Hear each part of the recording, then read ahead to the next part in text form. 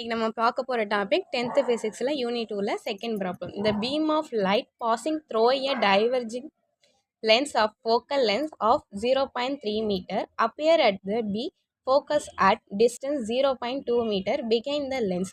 Find the position of the object. என்ன கொடுத்துருக்காங்க அப்படின்னா, ஒரு லென்ஸ் இருக்குது, லென்ஸுக்கு முன்னாடி ஒரு ஆப்ஜெக்ட் இருக்குது, அதை ஃபோக்கஸ் பண்ணால் 0.3ல் வந்து இமேஜ் வந்து ஃபார்ம் ஆகணும். ஆனால் இங்கே எங்கே ஃபார்ம் ஆகுது அப்படின்னா 0.3 மீட்டர்லே 2 மீட்டர்லேயே ஃபார்ம் ஆயிரு.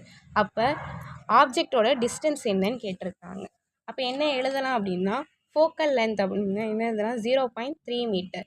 இங்கே டைவர்ஜிங் லென்ஸ் அப்படின்னு கொடுத்தா என்னது அப்படின்னு அர்த்தம் அப்படின்னா கான்கேவ் லென்ஸ். கான்கேவ் லென்ஸ்னால என்ன போடுவாங்க, மைனஸ் போடணும். அப்போ வி எவ்வளவு, 0.2 மீட்டர்.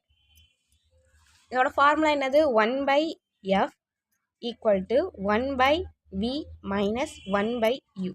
நம்மளுக்கு எஃப் தெரியும், வி தெரியும், யூ தெரியாது. அப்போ யூ எங்கிட்ட கொண்டு வந்துக்குவோம். 1/u equal to 1/v minus 1/f. வியோட வேல்யூ என்னது, -2 மீட்டர். அப்போ 1/0.2 மீட்டர். எஃப்போட value 0.3 metre.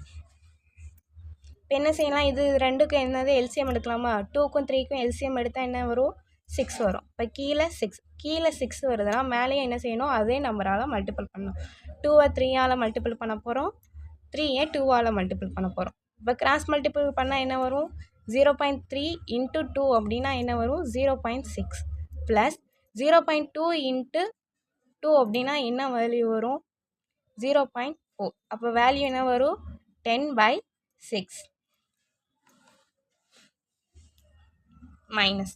ஓகேவா.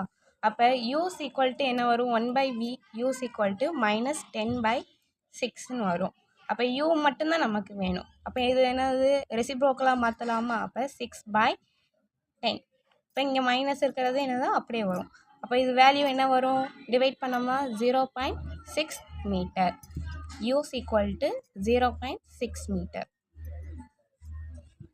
தேங்க்யூ.